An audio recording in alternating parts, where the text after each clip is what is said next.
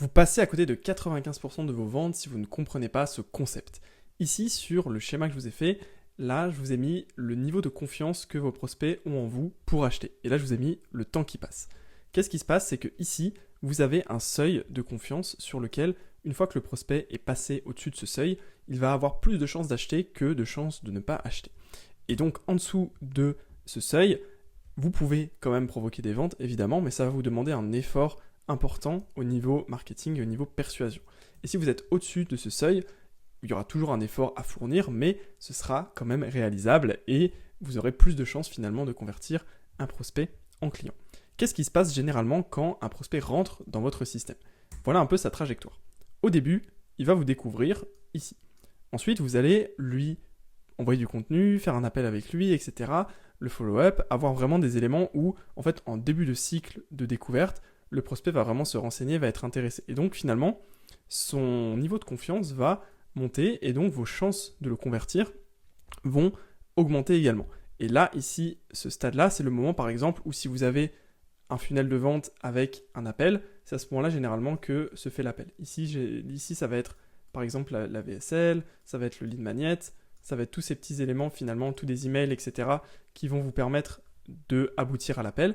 Et au moment où vous avez l'appel, c'est généralement le moment où la confiance est la plus élevée. Et une fois que l'appel est terminé, si vous ne faites pas d'action particulière et que vous laissez finalement le prospect un petit peu dans la nature, ce qui va se passer, c'est que le niveau de confiance, il va décliner lentement et après, il va s'aplatir et vous pouvez quasiment repartir de zéro, comme si vous étiez ici pour reconvertir le prospect. Ça, c'est ce qui se passe dans la plupart des cas, parce que font la plupart finalement des formateurs? Ils vont se focaliser sur le début du processus, toute cette partie ici.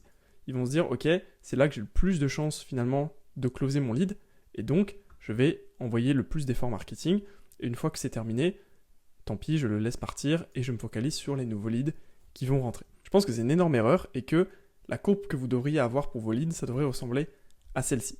C'est quoi la différence ici? C'est que on fait exactement le même effort au départ. Par contre, sur toute la période qui suit finalement le fait que le lead ait eu un appel, etc., on va finalement continuer d'avoir des petites interactions avec lui au cours du temps, que ce soit des emails, des appels, des contenus qui vont être envoyés, etc. Et ce qui fait que, une fois que le prospect continue de consommer ce contenu-là, alors il y a évidemment des prospects qui ne vont pas consommer le contenu et qui vont quand même avoir une trajectoire comme ça, mais une grosse partie des gens qui vont suivre le contenu et répondre à vos petites sollicitations au fur et à mesure du temps vont avoir un niveau de confiance qui va monter ici. Et pourquoi c'est important et pourquoi finalement le niveau de confiance augmente et que c'est important pour vous de faire ça, c'est que au final, quelqu'un qui est rentré à ce stade, au tout début, pourquoi il est rentré? Parce qu'il avait un problème à résoudre. Il y avait quelque chose qui n'allait pas, qui a fait qu'il s'est intéressé finalement à votre offre et à ce que vous aviez à raconter. Et pourquoi est-ce que ça aurait changé finalement pendant toute cette période? Au final, le problème du prospect, s'il n'achète pas, a priori, le problème reste. Alors évidemment, il peut acheter ailleurs, il peut changer de vie, etc. Il y a plein de choses qui peuvent arriver. Mais globalement, la majorité des gens qui vont rentrer dans votre funnel vont garder finalement leurs problèmes avec eux s'ils n'achètent pas. Et du coup, si vous le sollicitez à plein de reprises différentes au cours du temps, vous allez rester en haut finalement de son esprit. Dès qu'il va repenser à son problème, il va se dire « Ah ok, j'avais eu telle interaction avec telle personne, j'ai vu tel contenu récemment, etc. etc. » Et donc, le niveau de confiance qu'il va avoir en vous augmente petit à petit parce que vous êtes présent finalement presque au quotidien, peut-être pas au quotidien après, mais vous êtes présent régulièrement dans sa tête parce qu'à chaque fois qu'il pense à ce problème-là, il va voir un contenu de vous, il va se souvenir qu'il a eu des interactions et plus il a d'interactions, plus son niveau de confiance augmente au cours du temps. Et le moment où en fait il se dit ok c'est bon j'en ai marre, il faut que je résolve ce problème, et il va naturellement se tourner vers qui? Vers la personne qui lui a donné le plus de confiance par rapport à ce problème-là au cours du temps. Et du coup, ce sera normalement vous. Donc c'est vraiment le concept que vous devez comprendre ici, c'est que le problème des gens, il reste. Et donc si vous pensez que quelqu'un qui a eu, parce qu'il a eu un appel et qu'il n'a pas closé ici, ne va plus avoir le problème et ne va plus pouvoir être un client potentiel, vous vous trompez, et qu'il faut finalement continuer de follow-up cette personne-là au cours du temps jusqu'à ce que son problème se manifeste de manière plus critique et qu'elle se dise « Ok, c'est le bon moment pour moi de passer à l'action et je vais passer à l'action avec cette personne qui a fait vraiment un effort pour m'apporter de la valeur au cours du temps et faire en sorte que je comprenne bien les enjeux du problème, etc. » La réalité, c'est que si vous ne faites pas de follow-up, vous aurez moins de ventes. Pourquoi ? Parce qu'en fait, un lead a besoin de plusieurs points de contact pour nouer une relation de confiance avant d'acheter. C'est exactement ce qu'on a vu. L'autre point aussi, c'est qu'il y a relativement peu de leads qui sont prêts à acheter tout de suite. Alors évidemment, il y a des exceptions, si vous êtes dans des domaines très spécifiques, mais dans la plupart des cas, vous allez avoir quelque chose comme 1 à 5% des leads qui sont prêts à acheter tout de suite, ce qui fait que vous avez 80% des ventes potentielles qui sont perdues si vous ne faites pas de follow-up. Alors évidemment, sur 100% des leads que vous allez avoir, 100% ne vont pas acheter, mais théoriquement, vous avez quand même beaucoup de ventes qui partent parce que vous ne faites pas de follow-up derrière. Une autre raison de faire les follow-up, c'est que follow-up sur un lead qui est existant, c'est beaucoup plus facile que d'acquérir un nouveau lead. Et si vous faites aujourd'hui, finalement, du contenu, des pubs, etc., vous mettez beaucoup d'efforts dans l'acquisition. Vous mettez beaucoup d'efforts pour acquérir, finalement, des nouveaux leads. Vous mettez du temps, si vous faites du contenu ou des pubs, et si vous faites des pubs, en plus, vous mettez de l'argent pour acquérir ces leads-là. Alors qu'en fait, un lead qui est existant, oui, vous allez probablement remettre du temps pour recréer du contenu, mais finalement, ce contenu, vous le créez aussi pour les nouveaux leads. Donc pourquoi ne pas l'envoyer aussi aux leads existants et faire en sorte que vous réengagez des gens qui sont déjà là, que vous avez déjà payé par votre temps et par votre argent si vous faites des pubs pour qu'ils soient là. Je vais vous donner un exemple pour un client avec lequel j'ai travaillé, qui vendait des formations sur une période de 1 an. Ce qui se passe, c'est qu'on avait 30% des ventes qui avaient lieu dans les 7 premiers jours. Alors on était hyper agressif, on avait un système avec finalement une VSL et des appels, et donc on avait quand même pas mal de leads qui rentraient, qu'on arrivait à closer rapidement. Ensuite, on avait 20% des ventes qui avaient lieu dans les 7 à 30 jours. C'est-à-dire qu'on avait pas mal de leads qui prenaient finalement l'appel et qui, avec des petits follow-up pendant les 30 premiers jours, arrivaient finalement à closer après ces 30 jours-là. Enfin, entre les 7 et 30 jours. Et finalement, on avait 50% des ventes, donc la moitié, qui intervenaient entre 30 jours et 1 an. Ça veut dire que sur la moitié des personnes qui ont acheté finalement le programme sur la dernière année, eh bien 50% de ces gens-là ont pris plus de 30 jours, entre 30 jours et 1 an, pour prendre leur décision. Et ça, c'est calculé à partir du moment où le lead rentre dans notre système. Ce qui fait que si on s'est défocalisé que sur les 7 premiers jours, c'est-à-dire on se dit, on fait les appels et après basta, on n'aurait eu que 30% des ventes. Si on s'était focalisé que sur les 30 premiers jours, ce qui est finalement ce que font la plupart des gens, on aurait eu l'appel, on aurait eu des relances, des follow-up, etc. On n'aurait eu que 50% des ventes, parce qu'on aurait fait 30 plus 20. Et là, ce qu'on a fait, c'est qu'on a mis en place toute une stratégie que je vais vous expliquer juste après, pour en fait continuer de chercher constamment les leads qui sont dans notre funnel et qui sont déjà là, les réengager constamment, ce qui fait qu'on a pu capter encore 50% de ventes supplémentaires. Donc à quoi ressemble la stratégie ? Comme je vous disais, au final, les leads rentraient ici. Donc ici, on avait des pubs. On avait des pubs ici.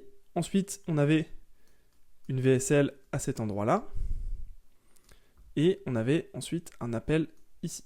Donc rien d'incroyable, c'est toujours le même schéma. Donc les leads rentrent ici, ils arrivent ici dans l'appel. Entre deux, il y a des emails qui se trouvent ici pour finalement promouvoir ici l'appel. Et une fois que ça c'est fait, donc cette branche-là n'existait pas du coup, puisque nous, on travaillait pour que les leads arrivent et gagnent un niveau de confiance. Une fois que l'appel finalement est réalisé, on avait un email par jour pendant 30 jours à partir du moment où il est rentré dans le funnel. Donc, on va dire que sur toute cette période-là, on va dire que ça représente quelque chose comme 30 jours. Ici, on avait un email par jour. Alors, c'est agressif, vous pouvez faire moins, il n'y a pas de règle particulière sur les emails, mais c'était agressif. Mais en tout cas, ça faisait que le prospect, il gardait en tête le fait qu'on était là et que nous, on pouvait résoudre son problème. Donc, un email par jour ici. Une fois qu'on sortait de cette phase, on partait dans une autre phase ici, qui là, pour le coup, c'était 3 emails par semaine, sans limite de temps. On renvoyait toujours des emails avec des études de cas, des succès de clients, des nouveautés sur le programme, des emails juste pour promouvoir un appel, ce genre de choses. On faisait vraiment en sorte que toutes les semaines, il y ait du contenu et des choses qui arrivent pour que finalement, les prospects se sentent dans une situation où ils ne peuvent pas oublier qu'on existe. Et en plus de ça, ce qui se passe, c'est que tous les leads qui passaient en appel, qu'est-ce qu'on faisait ? Eh bien, le closer qui était en charge de l'appel, il faisait des follow-up. C'est-à-dire qu'à aucun moment, à la fin de l'appel, sauf si le prospect ne voulait plus entendre parler de nous et qu'au final, il n'était pas, ça l'intéressait plus, ce qui arrive assez rarement finalement. Souvent, les gens qui sont dans ce cas de figure, c'est des personnes qui sont arrivées là un peu par hasard.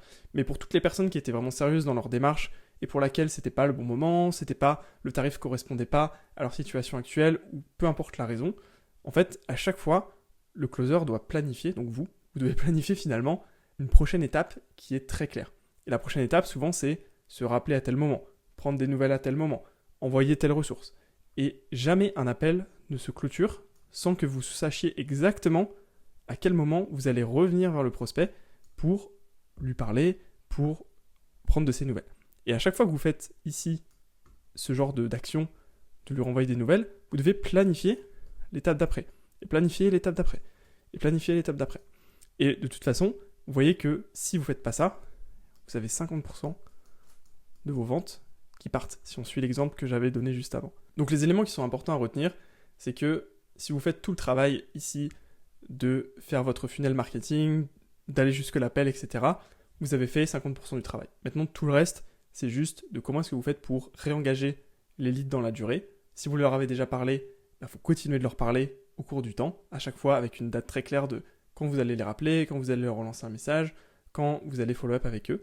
Et pour tous les leads qui n'ont pas directement eu d'appel, là, c'est continuer finalement de leur envoyer du contenu. Donc ça peut être des emails, ça peut être une manière un peu différente selon votre modèle, mais c'est toujours rester en fait top of mind et faire en sorte que dans leur tête, ils se disent « Ok, je sais que telle personne peut résoudre mon problème et que quand ce sera le bon moment, eh bien je pourrai revenir vers eux et directement avoir un appel, pouvoir en discuter et potentiellement rejoindre le programme. » Si vous voulez faire plus de ventes, de formation et que vous voulez mettre en place un système similaire à ce que je vous ai expliqué ici, je peux vous aider parce que c'est exactement ce que je fais au quotidien avec mes clients.